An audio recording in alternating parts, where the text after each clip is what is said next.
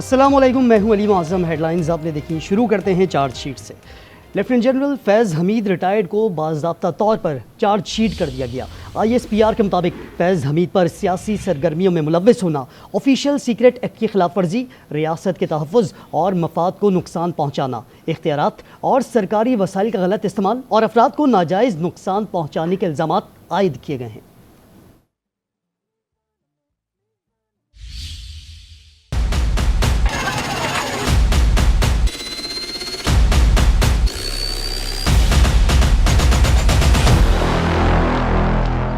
Lieutenant general Faiz Hamid retired के खिलाफ field general court martial की कार्रवाई जारी। ISPR के मुताबिक फील्ड जनरल कोर्ट मार्शल की कार्रवाई 12 अगस्त को शुरू हुई। मुल्क में इंतशार, बदअमनी से मुताल्लिक अलहदा तफ्तीश भी की जा रही है। पुरतशद्दुद और बदअमनी के मुतअद्दिद कार्रवाइयों में 9 मई से वाबस्ता वाक़यात शामिल हैं। मज़मूम सियासी अनासिर की ईमा और मिली भगत भी तफ्तीश का हिस्सा है। फैज हमीद के खिलाफ इल्जामात में ऑफिशियल सीक्रेट एक्ट की खिलाफ वर्जी, रियासत के मफाद को नुकसान और इख्तियारात और सरकारी वसाइल का गलत इस्तेमाल भी शामिल है। फैज हमीद को कानून के मुताबिक तमाम कानूनी हकूक फराहम किए जा रहे हैं। Lieutenant general Faiz Hamid retired को 12 अगस्त को फौजी तहवील में लिया गया था।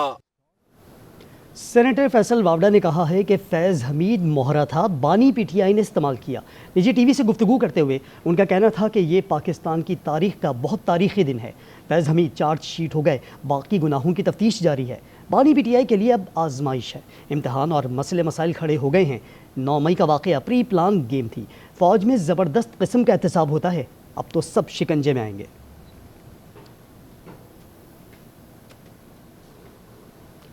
सुप्रीम कोर्ट के आईनी बेंच ने 9 मई की जुडिशल तहकीकात से मुताल्लिक बानी PTI की दरख्वास्त पर एतराज़ात दूर कर दिए। दौरान समात बानी के वकील हामिद खान ने कहा, मुल्क में गैर एलानिया मार्शल लॉ लगा हुआ है। जस्टिस मुसर्रत हिलाली ने रिमार्क्स में कहा, मार्शल लॉ में वो खुद आते हैं, तलब नहीं किए जाते। अदालत ने दरख्वास्त को समात के लिए मुकर्रर करने का भी हुक्म दे दिया है।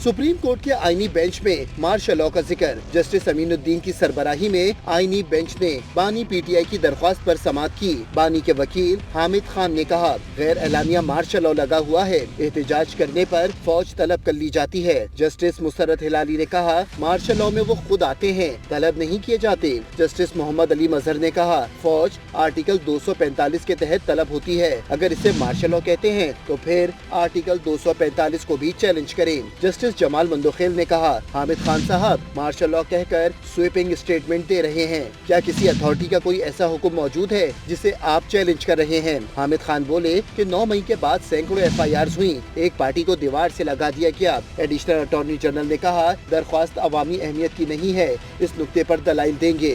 अदालत ने केस पर नंबर लगाकर समाअत के लिए मुकर्रर करने का हुक्म दे दिया। सिविल नाफरमानी की कॉल से बड़ी वतन दुश्मनी और क्या होगी। इस्लामाबाद पर चढ़ाई की नाकाम कोशिश की गई। वज़ीर आज़म शहबाज शरीफ का वफाकी काबीना इजलास में इज़हार ख्याल, कहा मुलव्विस अफराद को किसी सूरत भी नहीं छोड़ा जाएगा।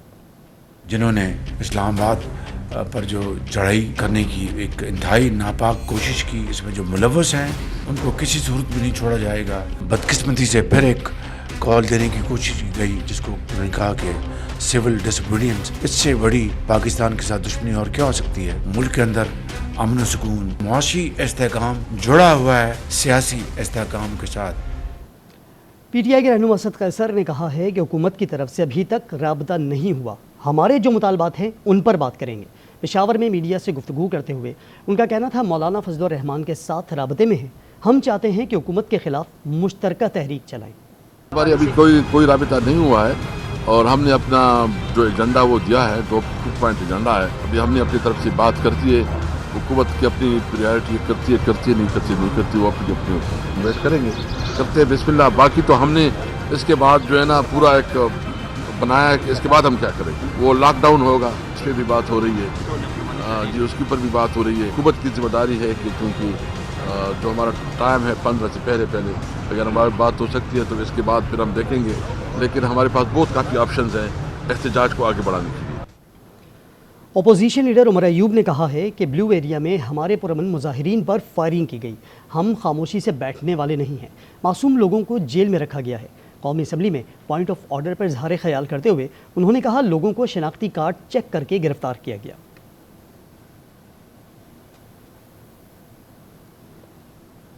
وزیر دفاع خواجہ آصف کا پی ٹی آئی کو چیلنج. کہا بانی پی ٹی آئی سول نافرمانی کی کال دے کر تو دیکھیں, 3 بار کے احتجاج کی طرح یہ کال بھی ناکام ہوگی.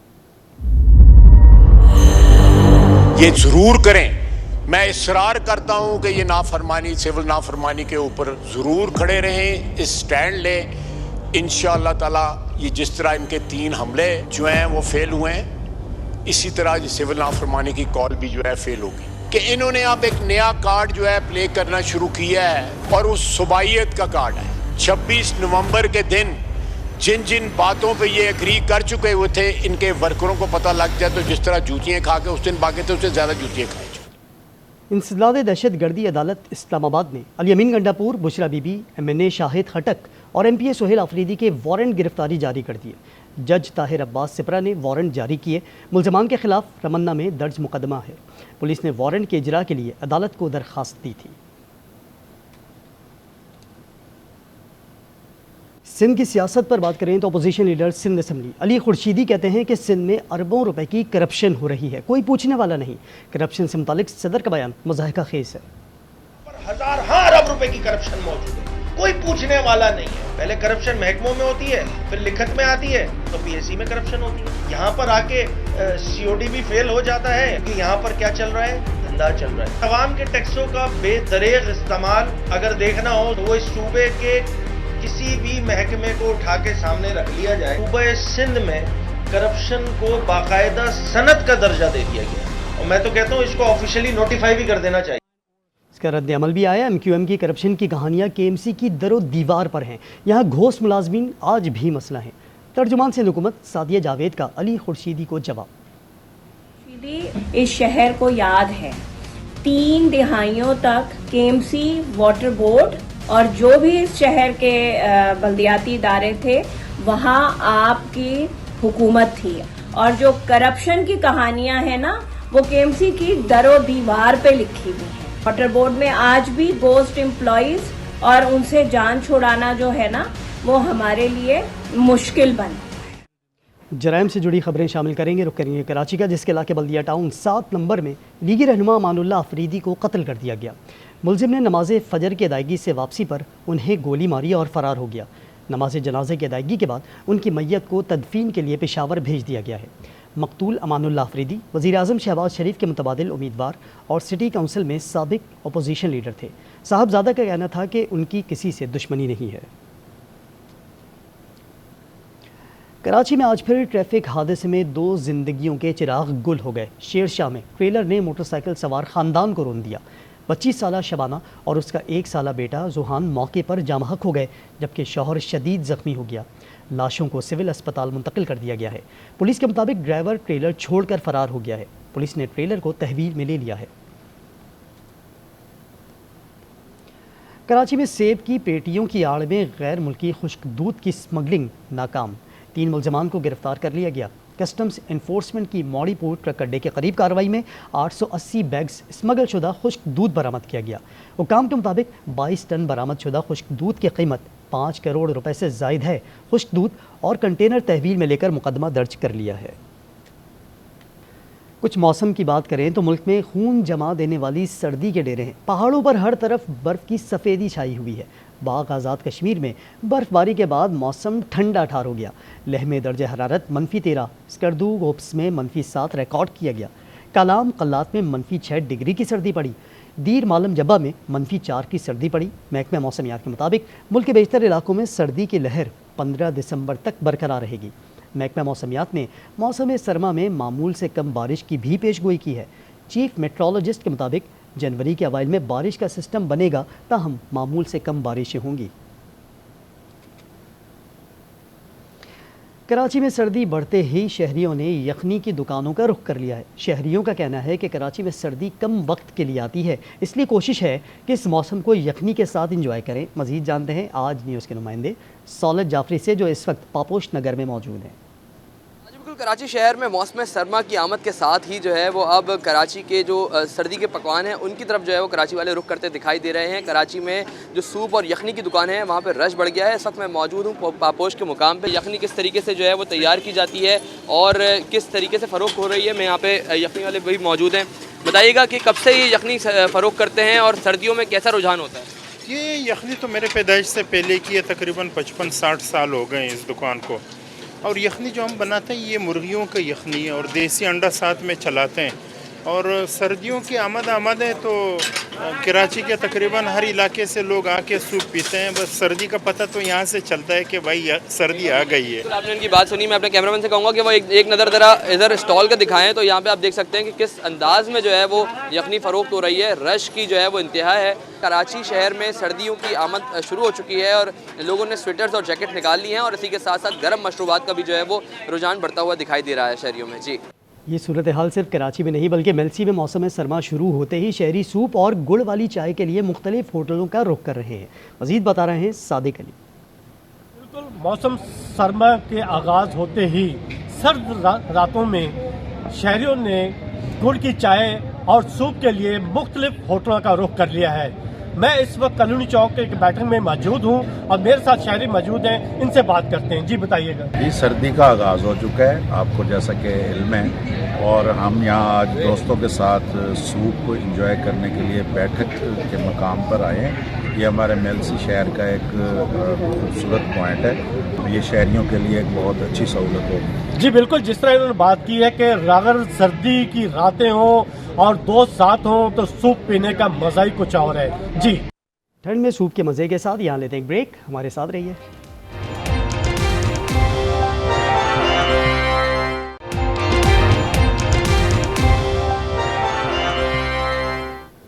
Welcome back. وزیر اعلیٰ پنجاب مریم نواز کا دورہ چین جاری ہے۔